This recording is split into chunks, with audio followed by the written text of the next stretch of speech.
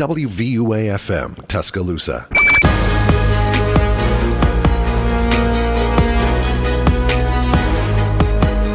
Hello, everybody. This is WVUA 90.7 FM, The Capstone, and welcome to episode number 23 of the Full Court Press Podcast. Number Michael Jordan. Yes, sir. My name is Jamie Martinez, and I'm joined by Alex Chasen and Nick Atkinson.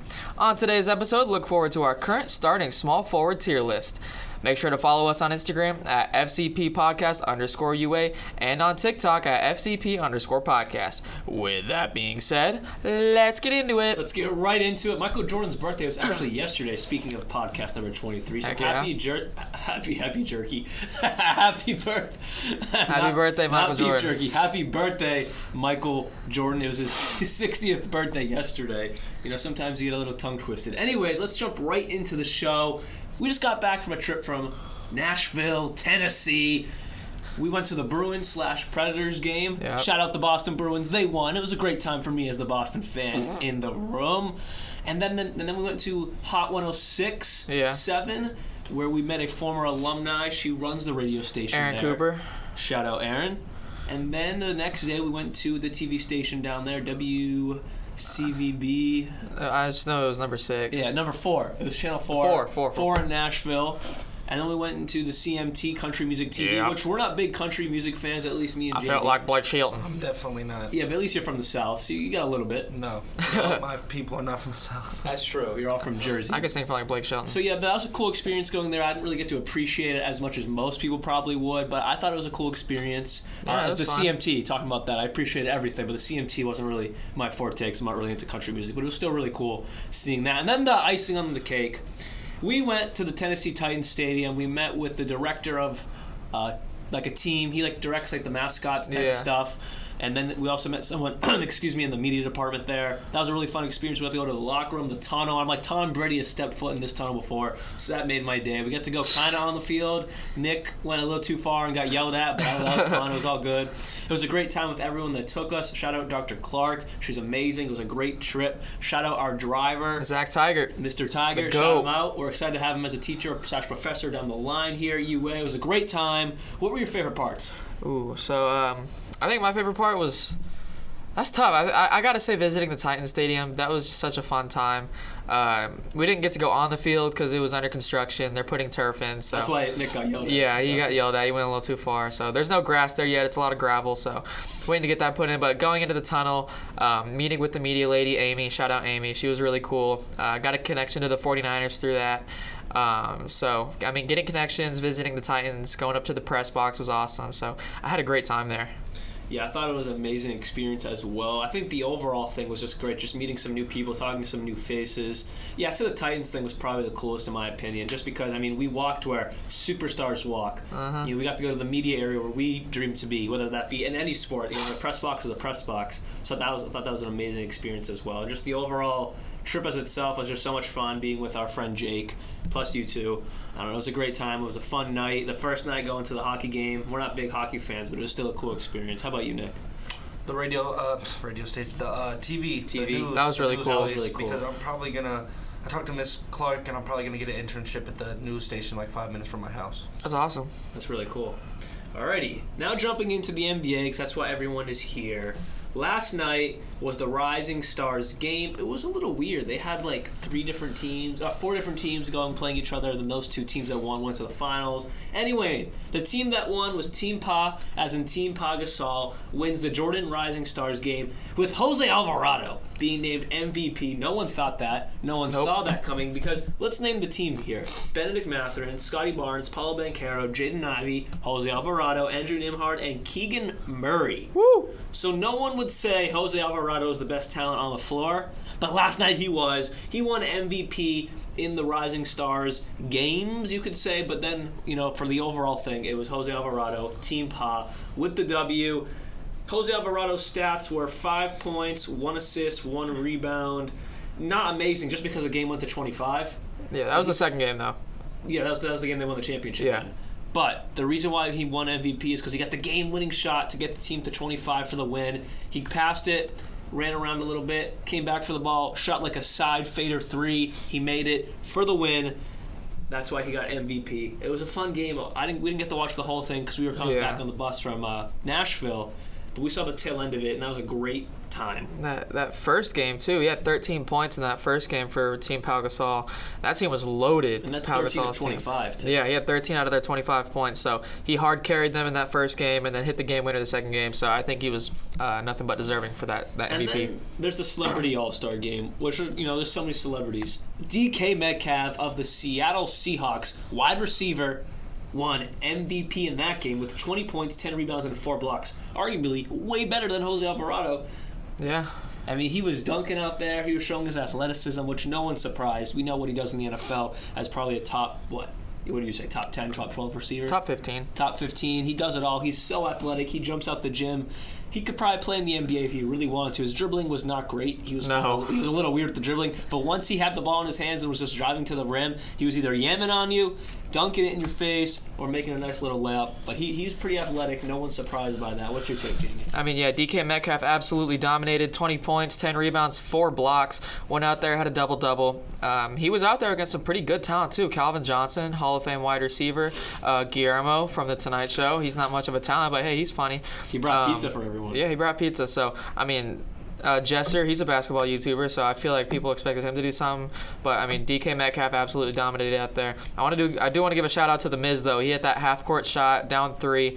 Didn't count, but, I mean, if that would have counted, that would have been crazy. So, quick shout-out to The Miz, but DK Metcalf definitely deserved an MVP there. Now, with the real NBA, let's roll the tide right into it. Kevin Love rumors. The Heat have emerged as favorites to sign the 5-time All-Star, but look out for the Lakers to make a move, with LBJ, LeBron. Obviously that's like his best friend there, being in Cleveland for, 5 years together, winning a championship together. Look out for Kevin Love to possibly go to the Lakers, but right now, per Shams, the Heat have emerged as the favorite to land Kevin Love. Nick, what's your take on the whole Kevin Love situation, and where would you like him to end up? Not where most likely, but where would you like to see him? Well, as far as the situation goes, I kind of don't get why the Cavs bottom out. Yeah. They're trying to, win. Yeah, that's what I'm saying. He's a valuable player to a team, so I guess maybe it was more on him thinking, I want to get out or something, but they are legit title contenders. So and especially in the East, that's more open now, too. And it's not like he was underperforming either. He's playing well. Maybe he just wants to start, but in my mind, even though it's what's on here, I still think that the Heat would be a great situation for him. They've been needing a power forward. Now you've gotten rid of Dwayne Dedmon. You got no replacement for him. So now you get Kevin Love. I think that's a perfect situation for him. As far as where I'd want him to go, I think Clippers reunite. I wish, but that would be nice if they did that. But UCLA, Westbrook, Paul George, Kawhi, Kevin Love, Zubac. If that was all in their prime, that'd be crazy. Yeah, that is crazy. But I think I'd like him on. I mean, it'd be the same situation as the Cavs if he were to go to Memphis, yeah. But I just think the Heat is the best situation for him. I think it's what's going to happen. I don't think that he's going to choose the Lakers over the Heat because he's just going to be playing behind Vando and Anthony Davis and Mo Bamba. Yeah. So I just think the Heat's best situation is going to be playing starting level minutes, which we have not seen him doing since 2018. Yeah. So. I can agree with that. Now jumping into the main segment here. What do we have today, Nick? We are ranking our top small forwards today. Starting off with D tier, and again, there's some guys who come off the bench in this. We're gonna title it the starting small forwards, but there's some guys that we have to throw in here just because higher level, guys. Exactly. Yeah. All right, let's start off with D tier. All right, so first off, I'll start with Torrey Craig. He's just one of the lower end starters in the NBA if he's not a bench player. But dude, what do you think with KD? What do you think will happen with KD? Because KD's gonna be on the next episode with power forward. Yeah. What do you think? Who do you think's gonna switch around?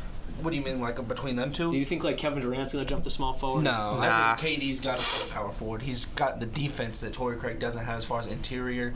He gets about a block and a half a game. He's just a really skilled defender as far as the interior goes. So I think that would be the beneficial thing. Torrey Craig's a really good perimeter defender, can stretch the floor for if they need to pass it out to the corner, and that's the only time I'll ever give any sort of love to Kevin Durant. One thing, real quick. T.J. Warren, he's going to also be on the power forward list. Do you think they'll jump him up? I think he'll be a small forward, but because they maybe not, because they have Terrence Ross, so they'll probably keep T.J. Warren at the power forward. Off the bench. Yeah, then Terrence Ross at the 3, Damian Lee at the 2, Cameron Payne at the point guard, and then I guess Who's their backup center? Sarge? Darius Baisley is their power forward, the backup power forward as well. Oh, okay. So they'll probably interchange between Baisley playing small ball center and Sarge. Yeah. Sorry, I just was curious. No, that's all good. Next up, Kyle Anderson, which if this was made last year, he'd be in probably close to B because of how good he was He's just last not really year. having a great year. He's averaging like 8 points a game. Well, and it's because of the system. It's all a bunch of fast-paced players that are kind of play ISO ball. And Maybe that's not slow-mo. as much now. Maybe not as much now because Mike Conley's there and you don't have a bunch of shot chuckers on the team. Now you have a more controlled offense. And since Cat is injured, it's allowing Ant to take over and do what he's got to do. So I just think that Kyle Anderson just not as good as he used to be, but the defense is still as good as ever. So moving on, I got Reggie Bullock.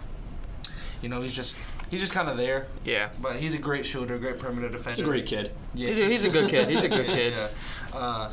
Then next up, I wish I could have him higher, but what's his name? Aaron Nesmith. Yeah. I really do like Aaron Nesmith. I was talking to Jamie about him the other day. I was like, I will be willing to trade the Pacers Tobias Harris for not just him. Okay. For Aaron Nesmith and who else did I say? I said somebody that was Buddy Hield. Yeah. And Buddy Hield.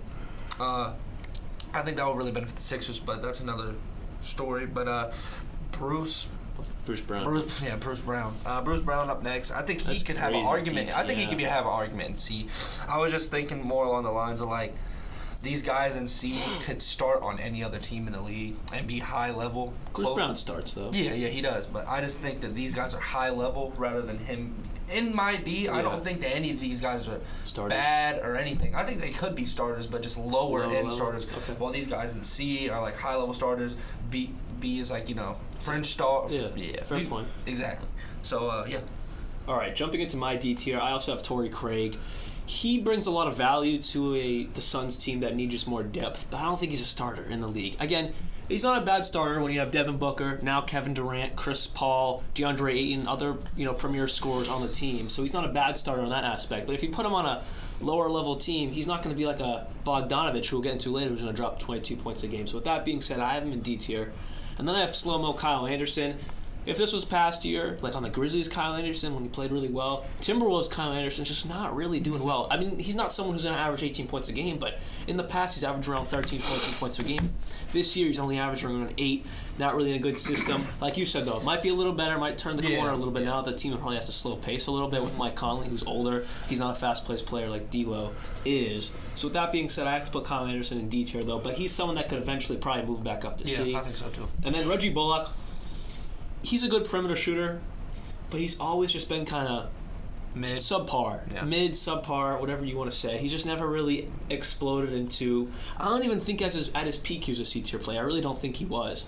I think he's always been kind of like a D plus, which isn't bad. Like he's not F, and these are guys who are starting level players again. So if you're saying D tier, we're not talking about like bums in the NBA. Yeah. These are just really low level starters in D tier, and I think Reggie Bullock is a low level starter / 6-man. And then also in D tier, I noticed you did not have him, is Isaac Okoro.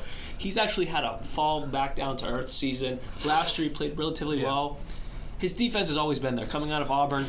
Shout out Auburn. We hate Auburn. Boo. Bad War Eagle. But no, for real. Isaac Okoro coming out of college. His defense was always there. Kind of like a Patrick Williams we talked about on the last podcast. His offense just hasn't really come with the game. Yeah. So with that being said, I have to put him in D tier because, his defense is good. But we just need we need more than 6 points a game out of him. Yeah, I agree with you. I'll get into why I have him, where I have him later, though.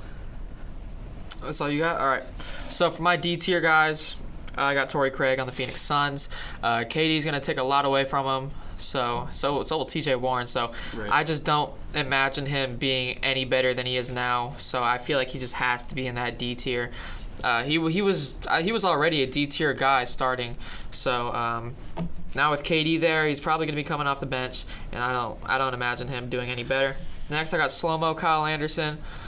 I mean, he's slow-mo. It's a fast-paced offense over at the Timberwolves. A lot of ISO ball. One of the most whack jump shots I've ever seen. So he was pretty good in Memphis. He's fallen off. He's way too slow. He's getting old. So I don't imagine Kyle Anderson being any great. Next is Reggie Bullock, spaghetti hair. He's always That's just gotta be. Yeah. He's always just been mid. He was pretty okay with the Knicks as a spot up shooter, but out in Dallas he just hasn't been able to do that. He's he's just been a D tier guy, and it's always what he has been. Next is Isaac Okoro. Again, like what Alex said, a fall-off season, sophomore slump, if you will say. Hopefully he can get back together. He's on a really, really good team, and he does his part. So maybe, second half of the season he'll turn up with all that talent surrounding him. And lastly is Aaron Nesmith.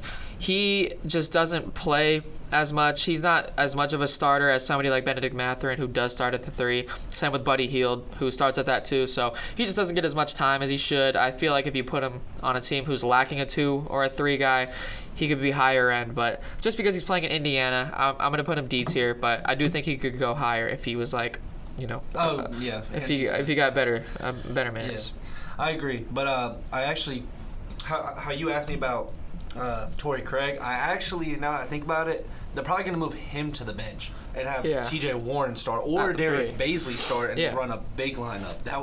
That'd be nice. Yeah. But, they have a lot of maneuvering they could do between the small forward, power forward. Their wings are really good. Yeah. They're very wing heavy. But moving on to C. To start off, I got Tim Hardaway Jr. Just like some other guys, I feel like if he's on another situation, he can be very extremely low level B. Jalen Williams, the forward Jalen Williams. He's the one with the little thing hanging in front of his face on his head. I love Jalen Williams. I didn't really know much about him, but he's came in and he's now the third. He's third in the Rookie of the Year race. He's also probably the third option on that Thunder team too, averaging around 12 points a game. A playoff Thunder team as well. They're in the play-in right now. 9th or 10th seed right now. Yeah. So that makes me really happy to not see the Lakers in that position. But Kenyon Martin Jr., my favorite to win the dunk contest. I think that he's kind of proven that he is the starting small forward of this team now. I think he's that level. Lonnie Walker, I'm a really big fan of Lonnie Walker. I really like his defense. His three-point shooting has improved so much since last season. He's always been a great mid-range shooter. Isaac Okoro now. So you're going to explain why you're on there. I think for him, since last year, his minutes have gone down from 30 to 21. So, and then he's only dropped 2 points. Also, while having better efficiency, I think he's a little bit improved on defense, and I think it's kind of like the role. Now you add a top 5 scorer in the NBA with Donovan Mitchell, so I mean your points are bound to go down, and they're running weird lineups where they're putting like Lamar Stevens, Jetty Osman at the small forward rather than him, so it's kind of just that. I mean, you look at someone like OG Anunoby, he still manages to get. Yeah, well, OG Anunoby's an amazing scorer too. Yeah. Isaac Okoro, that's just not his game. Hasn't really come yet. And I think it doesn't really have to. I think if he can shoot 5 threes a game, make 2 of them, and play defense, I think that's all you need from him, especially whenever you have one of the best scorers in the league, one of the best playmakers, 2 of the best defenders. Exactly. So very good explanation. Yeah, I think that would be really. I think it's a good role for him to continue to have as being, the defender of the team as far as perimeter, because you have 2 undersized guards anyways, so you kind of need that. Yeah, that's a good explanation. Yeah. Next up, Gordon Hayward. He's sorry to say, but he's fallen off a good bit. Yeah. But then Cody Martin. Is that Cody or Caleb Martin? Caleb. Okay, Caleb Martin. He's definitely the much better one out of the 2. Yeah, Cody's still stuck on the Hornets. Yeah. Hey, you know what? Nothing wrong with Charlotte. This Martin brother, he's pretty good. He's been starting at power forward at 6'5". That's crazy. So, the Heat with the small ball lineups are whack. I didn't put the twin on here, Cody, when I was making this, just because he doesn't really play that much. He's not worth. They play the same position because they're literally the same exact person. They are. Whoever's listening, excuse me, look up Caleb and Cody Martin. You won't be able to tell the 2 apart. They're probably the most twins I've ever seen in my entire life. Next up is Dylan Brooks. I have a very hard time not putting him in A because he always plays A. A. So how do you find a C? My bad. B. He's always had a close to All-Star fringe season. He's not that level, but he's fringe. Almost. Fringe All-Star. Yeah, exactly. He's a great defender, great shooter. He plays with that intensity that Memphis needs, but he also, I don't know. I mean, to an extent, Memphis kind of does a little try hard with all that, but he plays perfect for the grit and grind culture that's been there since Marc Gasol. Desmond Bane has really knocked down his points per game and just his overall just ball effect. Yeah, just his effect on the team. Just because Desmond Bane is averaging around 23 points per game, and no one saw that coming, so we just kind of taken over that spot. Going to my C tier, I'm going to start right off the bat because you guys are going to look at me like I'm crazy, like I have 4 eyes, which I do right now because I'm wearing glasses. So I guess I do have 4 eyes right now. But anyways, Chris Middleton in the C tier. That's insane. Okay, I just want to hear what you guys, not where you have him, because we'll get to that in a minute. Just let me explain. Want to hear your reactions You're first. on a bonka. All right, what do you got to say, Nick? Nothing. What's your reaction to that? You're whack. I think it's Don't say kind where you have him yet, just your reaction. Okay. Well, I mean, I think it's kind of crazy a little bit because he's only getting he's on minute restriction. Right, so that's why. Because he's on a minute restriction. He's not playing as well as he has in the past because he's on a minute restriction. He's been injured on and off this entire season, so he hasn't warranted himself to be in that high B, A tier category that he has been in the past 4 or 5 years. Well, then what about Brandon Ingram? Yeah, I mean, Brandon Ingram's averaging still 22 points per game. But he's been on the same thing. No, but Chris Middleton, he's been on and off as well. Brandon Ingram has played a lot more games, and he's still averaging 22 points per game. But the Where Bucks, K-Mid has been on and off, mostly off the court, and he's only averaging 13 points per game. But still, the Bucks are winning more games. So I'm not talking about winning. I'm talking about individual players here. Again, if he's healthy and averaging around his 20 point per game mark that he has been for the past 4 or 5 years, he's easy high B, A tier level of talent. But right now he's just not. Give him a month or two when he gets back to that, he's gonna shoot right up my tier list. But for right now, I have to put him at C tier. Okay. I'll say why. We'll say why we have him where we are. All right. But continuing with my C tier, I also have Tim Hardaway Jr. He's the definition of a starting small forward in the NBA. He can get buckets. He plays defense, but he's really not anything special. He's not going to win you a game. I mean, he can win you a game, but he's not going to be a star on your team, I should say. Who'd you say? Tim Hardaway. Oh, yeah. He's the definition of a good starting small forward, but he's not going to be your star on any NBA team. The next up, we have the good Jalen Williams. He's been killing it. So he came out of nowhere. I didn't even know who he was until getting into the season. I did. And he started making good performances for the Thunder roster. He's now the third option on this Thunder team. I'm excited to see him play. I saw him on the Rising Stars games last night. I think the sky's the limit for a young small forward, in the NBA, who's on the older side, I believe, for a rookie. I think he's around 21 years old. And then KJ Martin, who Nick has winning the dunk contest.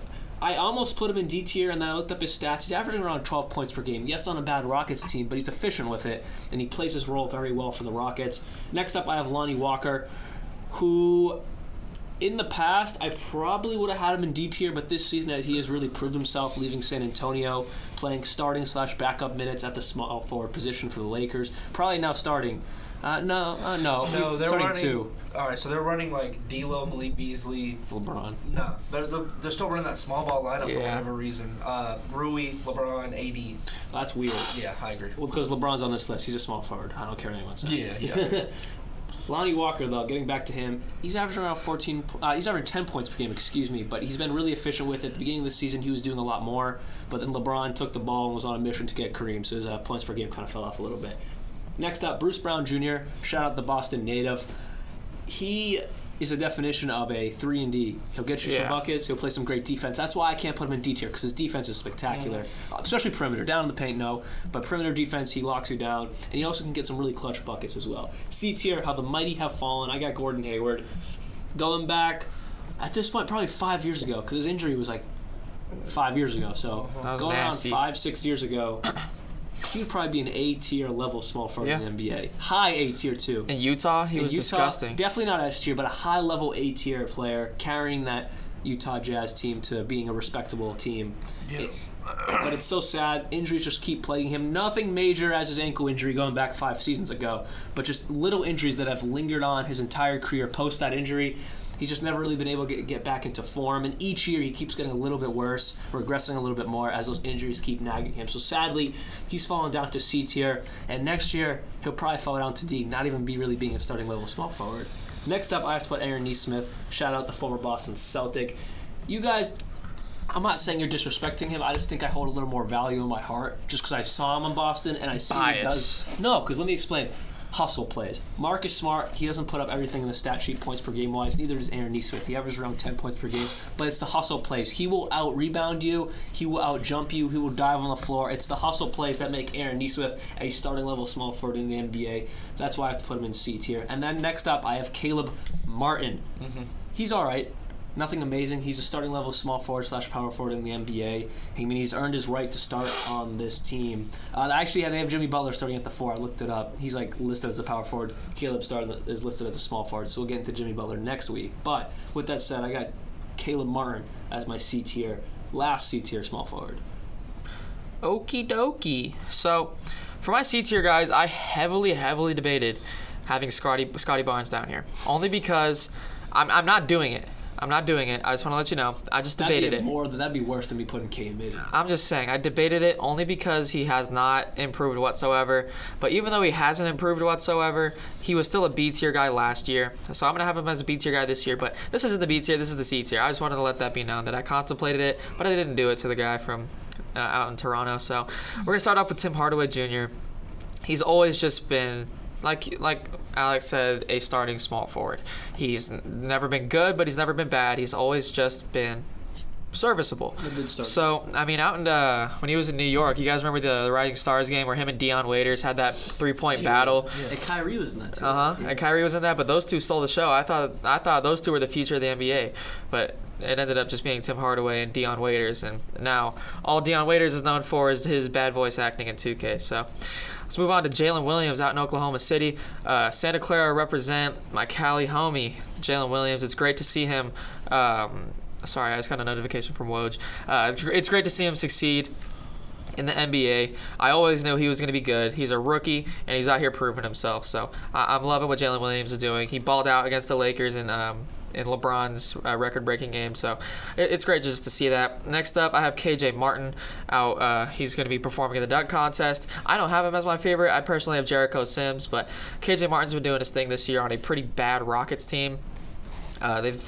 He's out there trying to prove himself. He's Kenyon Martin's son, so hopefully he can live up to those expectations someday, but now is not the time. Next up is Lonnie Walker, who, again, he's just been okay. I feel like I see him more as a guard, but he does play that 3, even though I don't imagine him doing so.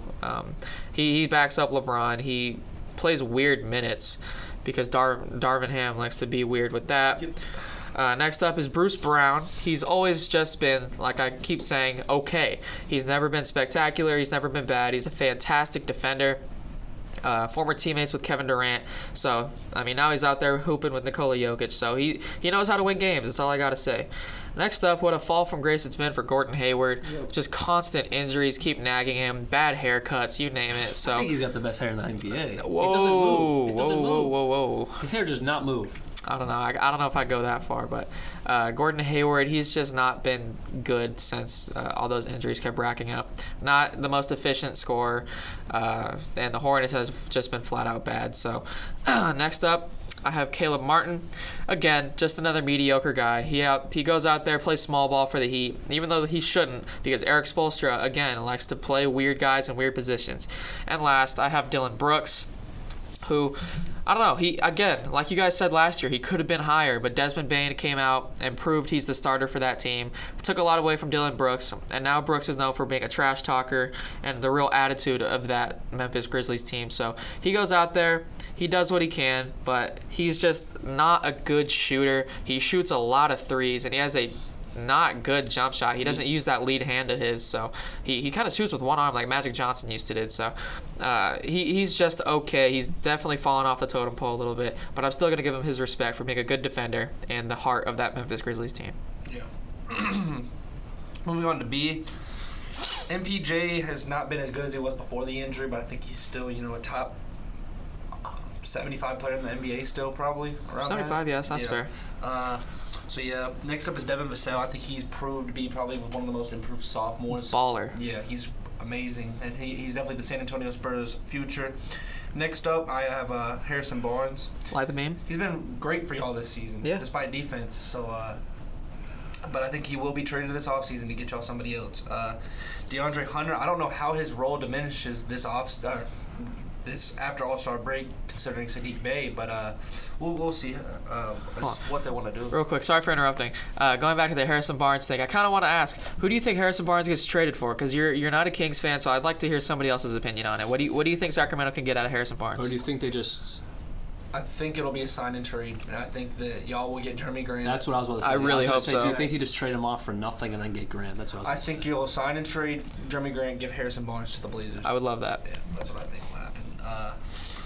And then, then moving on to Jeremy Grant, I think that, Jeremy Grant, wow. Yeah, he's not, these guys above him are all-stars. So, he's a great scorer. He's on a team that's terrible, so that's why he gets so many points per game. I think he's a spectacular perimeter defender. He kind of is lackluster in the interior, but he's still good nevertheless. Then Kyle Kuzma, same situation with him. He's just on a bad team, kind of putting up stats. Wow.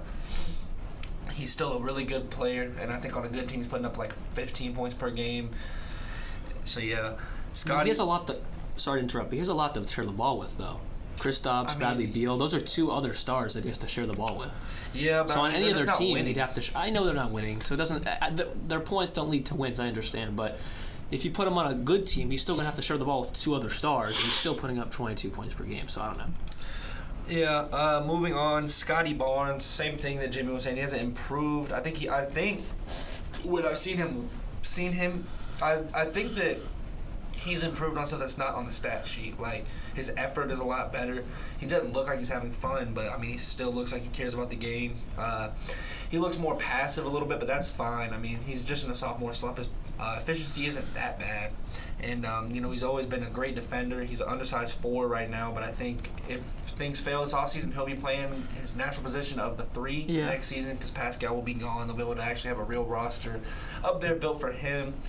Next up, I have Mo Wagner. He has had a great season this season for the. It's Franz. Mo, definitely Mo's not Mo. brother. Definitely not Mo. Franz Wagner, whatever. My bad.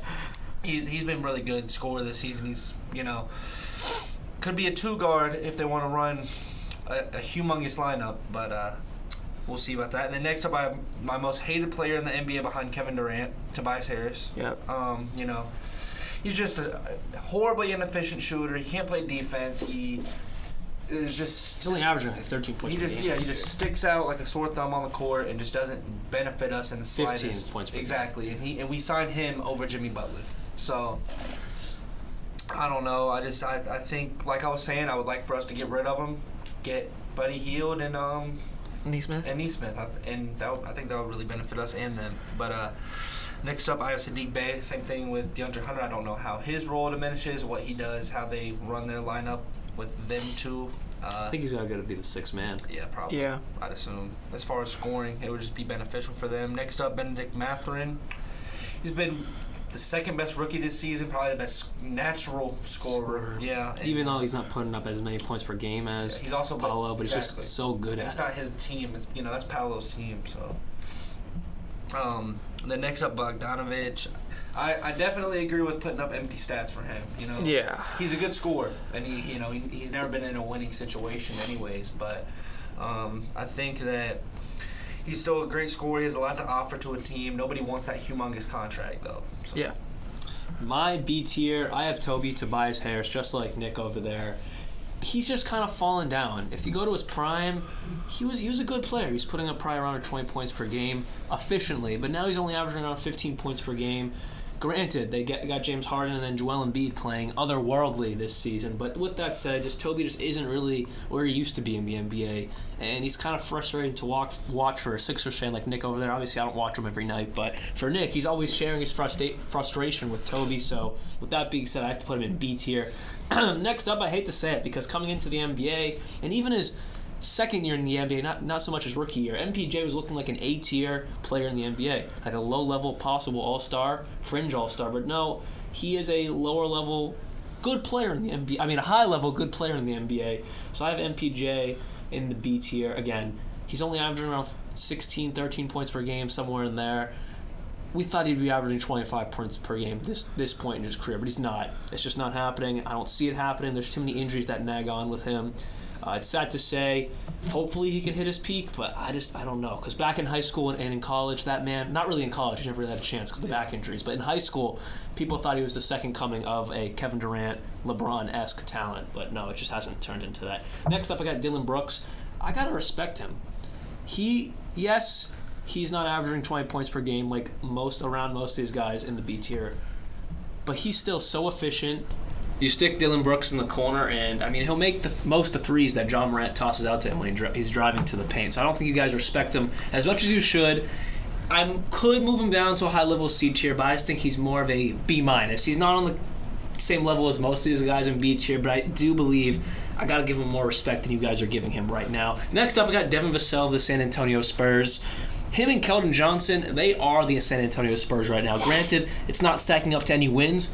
They're like the worst team in the entire NBA. But with that said, those two are the future of the Spurs, and especially probably Devin Vassell. He's on the younger side compared to Keldon Johnson, who's been in the league for probably around 5-6 years at this point, at least 5. But Devin Vassell, this is like his 3rd season, maybe 4th year in the NBA, and he's averaging 19.9, 20 points per game, and he's doing it very efficiently, and he really is the future for the Spurs, and hopefully him and Webby can create something special down there in San Antonio if he gets drafted by them. Next up, I got Jamie's Harrison Barnes of the Sacramento Kings. He is also another low-level B player, like a Dylan Brooks, where he's better than all the C-tier guys, but he's not better than a lot of the B-tier guys. He'll give you around 14, 15 points a game. Efficiently, his defense is just terrible. He's getting older, and like Nick said earlier in the show, I think they're going to try to trade him this offseason and get back someone like Jeremy Grant. An OG would be great, but probably more realistically, it's probably a sign and trade for Jeremy Grant. Excuse me. Next up, I got DeAndre Hunter of the Atlanta Hawks. His defense is impeccable. His shooting is impeccable. You put him on, I think, a team where he can really be a star. He'd probably average around 22 points per game. I think he could really turn into someone like a Desmond Bane, where he can play his role really well and get offensive buckets. But he has to compete with someone like Trae Young, who's a shot shocker. DeJounte Murray, also someone who is really ball dominant. Now that you add Sadiq Bey, It's going to be tough. It's going to be tough for him to stack up as many points as he does and play his role. But his defense is always going to be there. And you put him in the corner or mid-range, he'll always make that shot. Next up, I have Scotty Barnes. He just hasn't gotten better. But like Jamie said previously, just because he hasn't gotten better doesn't mean he's bad. He's definitely not C-tier, and he's nowhere near D. He is a mid to high-level B-tier talent. He just hasn't turned into that A-tier level that we thought he would be coming into his second year in the NBA. He's kind of stayed stagnant, which isn't a bad thing, but he does have potential. This is untapped right now. Next, I've got Franz Wagner. Not Mo Wagner, Nick. Franz Wagner. He's been probably one of the biggest surprises of that draft. He was the 8th, 9th pick in that draft. I believe the 2021 or 2020 NBA draft, and he's a bucket. Him and Paulo are the future of this Magic squad. It's fun to watch every night, and they're the best team, as Jamie said last show, they're the best team at beating good teams. Beat the Celtics multiple times, beat the Sixers, beat the Kings. Sky's the limit for Franz Wagner, and I'm excited to see what this young Magic core can produce. Next up, Sadiq Bey. He is now the 6th man of this Atlanta Hawks team. Previously, he was on the Pistons, starting / 6th man for the Pistons. His role diminishes, probably like a DeAndre Hunter. They're going to be battling for minutes, same position. They're going to be battling for the ball with Trae Young, DeJounte Murray, John Collins as well. So they have a lot of guys who need the ball in their hands. Not so much need it, but a lot of guys who can score, which is a good thing. But then their role is probably diminished. But sky's the limit for Sadiq Bey as well. He's a lower level B right now in his career. Next up, we have a high, excuse me, my voice is going downhill. We have a high-level player in Benedict Mathurin. He could be a low-level A just because of his great scoring ability, but he's not. He's a high-level B talent, averaged around 18 points per game previously coming into the season. First month, averaging around 20 points per game. He's fallen back down to grace a little bit, 17.7, which is still great. No, did you guys see that coming? What? You guys see that coming out of him? No? I didn't know about him, really. But he is a scorer, pure scorer, doesn't do much else. If he did more, he'd be an A-tier player. But he's just not. I mean, he's a top 5 pick. I feel like you got to do that, but, I mean, he's elevated himself to other levels, so I got to give him his respect. Next up, I got Mikal Bridges. His Crazy. Defense, one of the best in the league. That's crazy. But he averages the same points as B-Math. That's rambunctious. But he's a way better defender, and he puts up other stats. He's probably a top 5 defender in the NBA. Yeah. He is, but I just don't see him on the same level as those A-tier guys. He'll get there. I mean, he had a 44-piece, I believe, around there, 44 points a few nights ago. He'll get there to the A-tier, but right now I don't really see him on the same level as those other guys in A-tier, so I got to put him in B. Oakley dokley. Moving on to my B-tier guys. I have Tobias Harris out in Philadelphia, Knicks #1 most hated. He's just been so mediocre. He was great in Los Angeles, and he was pretty good his first year in Philadelphia too. But his efficiency has just fallen off so hard. He's atrocious. I wouldn't say atrocious, but he's a pretty bad shooter. And defender. He just doesn't do what he was supposed to do. And now he's being paid like $1 quadrillion. And he plays like a role player now. So you hate to see it. He's still B tier because he's better than those C tier guys still. But I mean, I feel like he's the lower end of that B tier. Next, I have MPJ, Michael Porter Jr. He's been Sorry, we have just... breaking news. We have breaking news out of Kevin Love. Oh, where'd he sign? He has not signed with the team yet, but Sixers. ESPN sources, Kevin Love and the Cleveland Cavaliers have officially done the buyout. The Miami Heat are still the front runners to sign Love, but he plans to meet with the Philadelphia 76ers. Real quick, Nick. Sorry, Jamie. Real quick, what's your take on that? Would you like him with the Sixers? No, I think we have too many big men. I think that there's no point in getting them. Facts. He's better than Deadman. I guess, but I mean, you just got him, so what's the point? We have Montrezl Harrell, Paul Red, PJ Tucker. We already have an influctuation of big men. I don't think we need. That's true. Sorry, Jamie. I just wanted to break that news. Forget where I was. Michael Porter Jr. He's always just been a fantastic shooter. He's a former #1 overall prospect in high school. He's been dealing with injuries ever since coming into the NBA. But he's finally showing out now. His knees are holding up. He's putting buckets on people. So you gotta love what we're seeing. Next is Devin Vassell, one of my personal favorite players in the league out in San Antonio. He really carries that team to other levels. We thought Keldon Johnson was going to be the guy to get the Spurs any sort of wins, but no, it's been Devin Vassell. He's been a fantastic scorer. He puts up stats all over the board, so you got to respect what he's doing. Next, light the beam. Harrison Barnes. I've never been a big fan of Harrison Barnes. He was pretty cool with us his first year, but he's always just been all right for the rest of it. But this year he's stepped up. We're the 3rd seed in the West, and he's been a big part of that, especially on offense. He's gotten a lot better at shooting threes, and he really leads this team as like a leader. He's a vet, and a lot of these young guys can learn from him, so he's definitely a B-tier guy. Next is DeAndre Hunter. Again, another fantastic scorer and a really good defender. He's always been doing it out there in Atlanta. He started pretty slow his rookie year, but he's really developed into a star talent, so I got to give him his flowers. Next is Chris Middleton. I have him in that B tier. He's always been an A tier guy, a multi-time All-Star, but again, like what Alex said with that minutes restriction, he hasn't been putting up as many points as he has, but I don't think that's rightful to drop him from A to C. He just hasn't really proven to be the A-tier talent. But he still does what he exactly what he needs to do on that minutes restriction. Well, he does what he has to be that B-tier guy. He's still a great shooter. He's just not, shooting as many shots, and he's not playing the same minutes. So, just talent-wise, I still think he deserves to be there. Next is Franz Wagner. One of my personal favorite guys. Really wish the Kings would have drafted him, but we went Mitchell instead.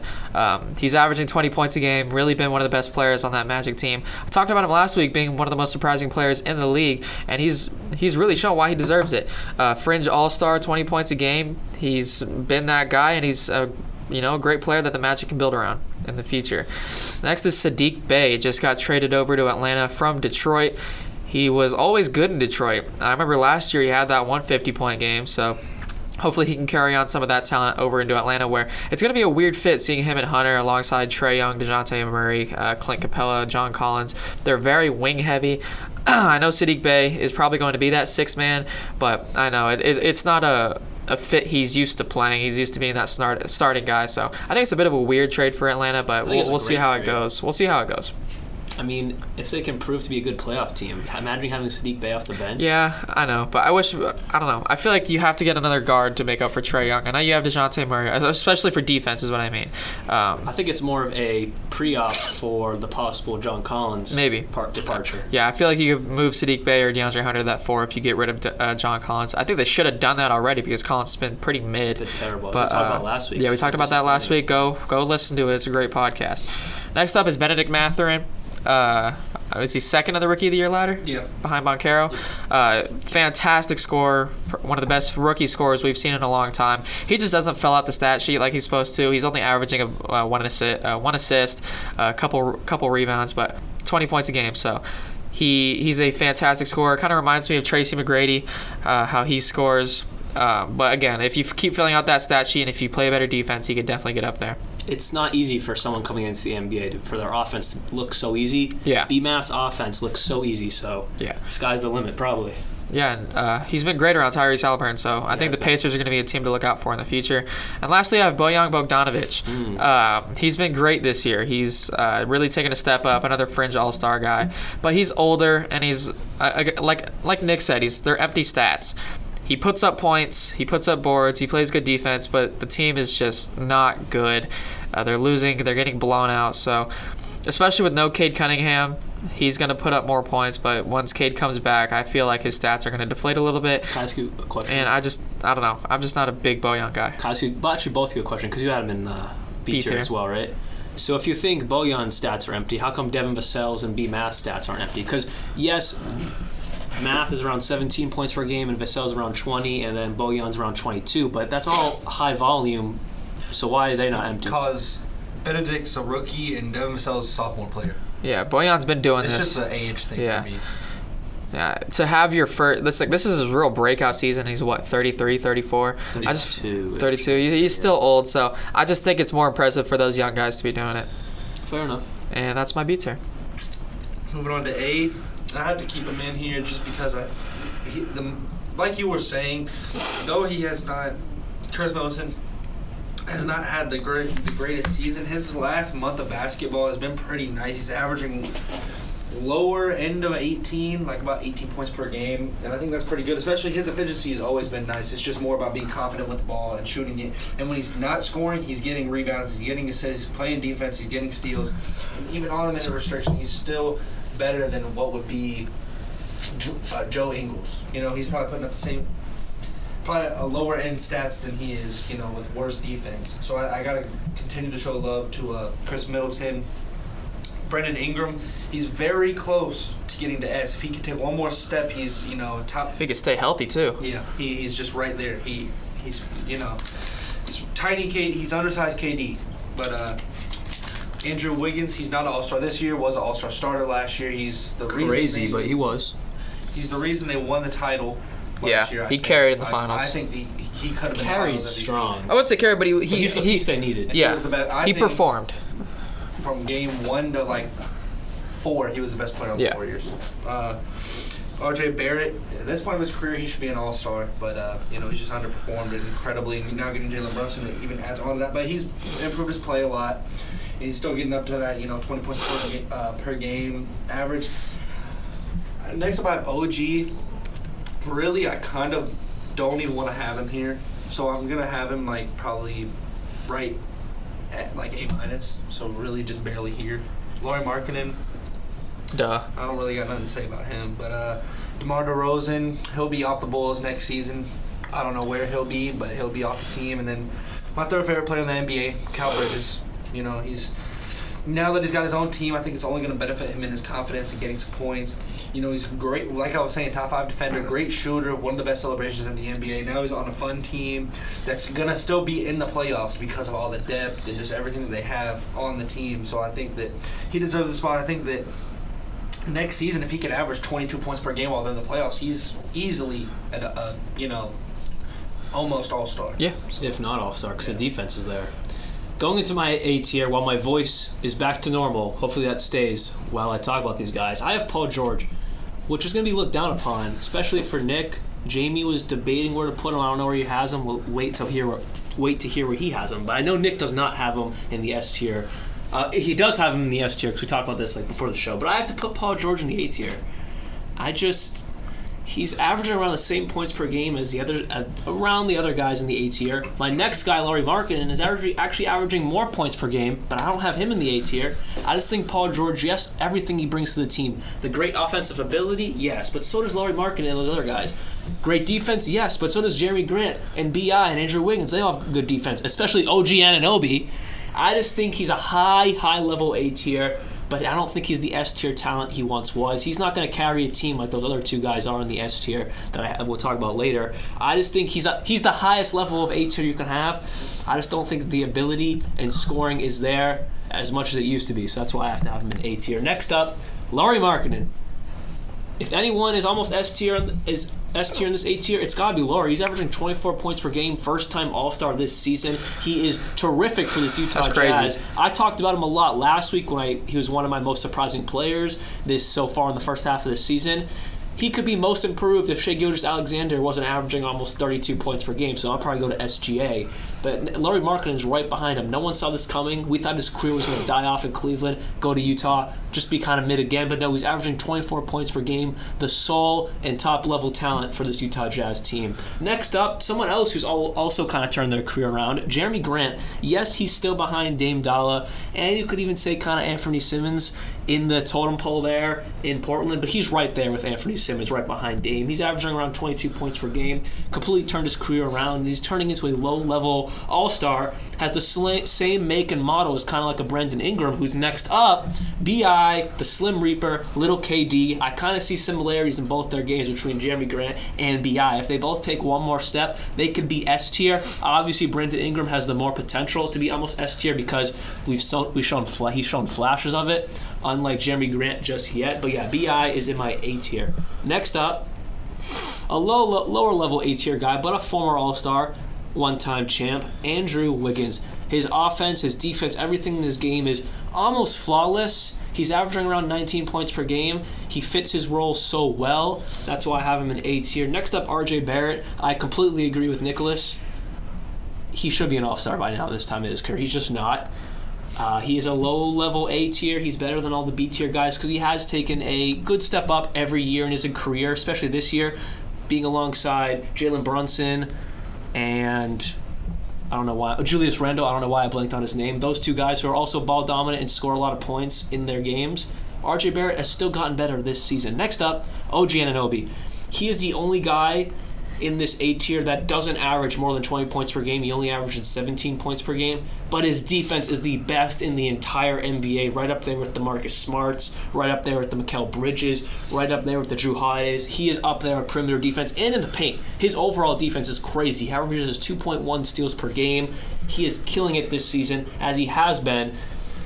Again, he's the only guy in the A tier that doesn't average more than 20 points per game, only 17. But his defense and his whole entire role on that Raptors roster and what he can bring to any team is just A level. Next up, Kyle Kuzma. You disrespected him, Nick. Like I was talking about when you said it. He still is sharing the ball with Bradley Beal, Kristaps Porzingis, guys who average 20-plus points per game, and he's averaging 20-plus points per game. I know it's not stacking up to any wins in the win column, but that's because the pieces around him are subpar or mid at best, but they're not really. They're more subpar. But he's still averaging 22 points per game. You put him on a good team, he's still probably going to average 22 points per game because he's going to have to share the rock with two other stars like he is right now. Next up, DeMar DeRozan. I feel like his entire career he's always been kind of like as he's gotten into like his prime, he's kind of always been an A-tier talent. I don't think he's ever really scratched the S-tier. Maybe 1 year, in Toronto, but not anymore. He's still a A-tier talent, which is good to see at a 33, 34-year-old age. Very surprising to see him still play at a high level. But I have to put him at A tier, averaging 25 points per game. All-star, I believe. And it's great to see him still perform at a high level, especially with Lonzo Ball being out. He's really just the main guy. I mean, Zach LaVine, yes, but he's just the main guy on that team, especially, both those guys. Next up, Bojan Bogdanovic. You can say all you want about empty stats, but the man is still having his career year, 22 points per game. He's better than everyone in B tier offensively. You can say what you want. I mean, he's the best name on this Pistons roster. No one saw this coming. He earned himself a $40 million contract over 2 years. So, I mean, he's getting buckets. So I'm happy for Bojan. At 33 years old, he's finally hit his peak, so to speak. He's always been a great scorer in the NBA, going back to his rookie year, which I think he was like 25 years old. He was a very old rookie because he played overseas for a while. But 33 years old, 22 points per game. Empty stats, you can say what you want. He's still putting up stats, so that's why I have him in my A tier. Low-level A tier, of course. I'll preface it. All right, so moving on, my A tier. I'm going to start off with Lauri Markkanen. He has really taken a step up in his career. He was pretty good in Chicago. He goes to Cleveland and completely underperforms for his contract. And then he gets a complete rejuvenation in his career in Utah. He's the main scorer. He's their number one option. And he's a first-time All-Star. He's that hometown guy out in the Utah All-Star game this year. So it's great to see him succeeding. I feel like we all knew this was in him, and he's finally showing out why he was a great prospect coming into the draft. Next up, we have Jeremy Grant, future Sacramento King in my eyes. He's an upcoming free agent. He has completely showed off why he's going to get a big bag going into the off season. I don't know where I'd put him in that rank of Blazers. I feel like I might put him over Anthony Simons right behind Damian Lillard as that second option there. He's just been fantastic for them all season and definitely a fringe all-star. Next up, former all-star, Brandon Ingram.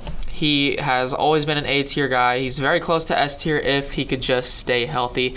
He was out with a hurt big toe for like 6 weeks. So, I mean, I'm not sure what that says about his character, but nonetheless, he's always been a fantastic scorer. We went to see him play live. Pretty inefficient, but he gets the job done. Next up, former all-star starter, Maple Jordan, Andrew Wiggins, one of the most highly recruited players of all time. And, you know, he started off pretty slow out in Minnesota, and now he's finally been balling out in Golden State. He's been fantastic, great scorer, and was the main reason why the Warriors won the championship last year. Next is R.J. Barrett. He should have been an all-star. Not this year, but at some point. I feel like he will at some point. But he's just been good. He's that third option out in New York, but he's probably the most high-end third option in the league. Right behind, he's behind Brunson and Randall. So I think R.J. Barrett as a third overall pick hasn't lived up to the expectations, but I feel like in due time he will be that number one option, and he will be a fantastic player in the league. Next is OG Anunoby, who I wanted on the Sacramento Kings for a very long time, but never happened. He is, in my eyes, the best perimeter defender in the league, especially at that forward position. He's just so fantastic at what he does. He's great on offense, too. He's not one-dimensional like a lot of other guys, so I got to give OG that A-tier spot. Next is Kyle Kuzma. Another guy who's rejuvenated his career. Everybody thought he was the next Kobe going into the Lakers after that 1 year he had. Crazy. And that was crazy. I was seeing like he was about to take the throne as the next great Laker, but no, he didn't. But now he's got minutes out in Washington, and he's been flat out fantastic. I feel like if he wasn't sharing the ball with Bradley Beal and Kristaps Porzingis, two guys who need the ball in their hands, he'd be an all-star. Thank you. He'd be averaging probably like 27 points a game. So he's really good, really underrated, and I feel like if you put him on the Spurs or something, he would be absolutely fantastic. Next up, SoCal represent DeMar DeRozan, one of my personal favorites in the league, the best mid-range shooter in the league, well, other than Kevin Durant. He's just been so good for so long. He's that number one option in Chicago. He'll probably be gone next year, so I'd really like to see what he could do with his career. It's kind of sad that Bulls team's championship window closed so fast, especially with Lonzo Ball being hurt. So it's kind of unfortunate how Chicago unfolded for DeMar DeRozan because he was so good, former All-Star. So hopefully next year he can, get that championship he so rightfully deserves. And last up, I have Mikal Bridges, who is right there with OG Anunoby as one of the top perimeter defenders in the league, along with guys like Marcus Smart, obviously, and Davion Mitchell. He's just so good. He's a fantastic shooter, and now he's probably that number one option out in Brooklyn, and he's going to show why he will be an all-star at some point, and he's an absolute bucket getter at 44, 45 the other night. A fantastic defender. I'm going to love to see what he could do with his career. I'm going to make a correction. I'll put Mikal in the A tier. Yeah. So if I have OG, just as Jamie was talking about it and just thinking about it, if I have OG in the A tier, Mikal Bridges is basically the same player. So I'm gonna make a correction on the show. I'm gonna throw Mikal Bridges in my A tier alongside OG and the rest of the guys I mentioned. How do you guys feel about that one? That was good. I guess we have the S tier to go. I feel like the S tier is pretty obvious. Yeah. Except for one guy, maybe. Yeah, Nick. Let's see what you got in the S tier. I have Paul George. Just to shed light on him and why I think that he's on here. He's played just about every game this season, and they're the 4th seed in the Western Conference. He's always a great defender. Very, very efficient. He's the premier playmaker of the team because John Wall, whenever he was on the team, just was not playmaking for them. Reggie Jackson's a scorer. So Paul George had that to take over as well. He's also a great defender. I think I just said that, but I think the role that he plays as far as being one of the most clutch players in the NBA, being one of the best ball handlers that's, not a guard, I think that's very impressive. And I'm also just the way that they've been able to have kind of a bad defensive team as far as interior-wise besides Zubac, and now they get Plumlee, so it's a little bit better. But and still be the 4th seed in the Western Conference, a tight Western Conference too, and I think that they're going to be able to still have that record regardless of who they get in the buyout market. If they don't even get anybody, they're still going to be one of the best teams in the NBA. They're still going to probably go to if they don't go to the conference finals, they're going to be in the semifinals. And that's because of him. Kawhi Leonard has sat out half the games this season per usual. He's still not playing as good as he used to. Kawhi Leonard, I'm saying, but Paul George, he's that guy to me. He's him. Yeah. Next up, Jason Tatum. Earlier on in the season, I had him as my MVP. He's kind of slipped out of that, but he's definitely a top 5 player in the NBA. No argument on that. I don't think you can make one. And then LeBron, the greatest of all time. I don't got. What else can you say about him? They're a terrible team, but he's still putting up 30 points per game as a 38-year-old man. My S tier, it's got to be LeBron as well. I completely agree. The GOAT, the BOAT, whatever you want to say, he is one of the greatest, if not the greatest basketball player of all time. In my eyes, he is the best basketball player of all time. There's no one who does what LeBron James does on the court. Someone may come down the line, but right now he is just the greatest to ever touch the basketball court. And he's still doing it at 38 years old, like Nick just talked about, averaging 30 points per game. Yes, on a subpar team, but you got talent around him. It's just not really transforming into wins. But with that said, he's still putting up buckets. Recently just got the all-time record for points in a career.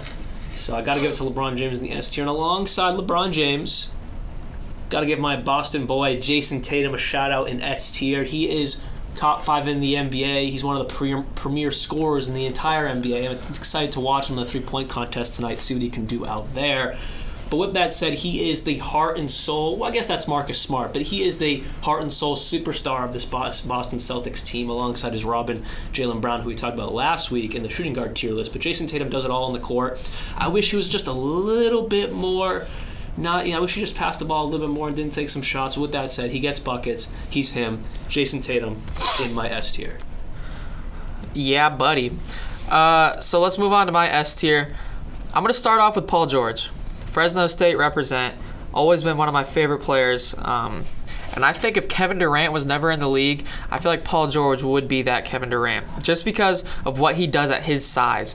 Being 6'9", one of the best defenders in the league, and being so diverse offensively. He's a great ball handler, fantastic scorer. He's always been one of the best scorers in the league. No matter what position he plays, he could play the 2.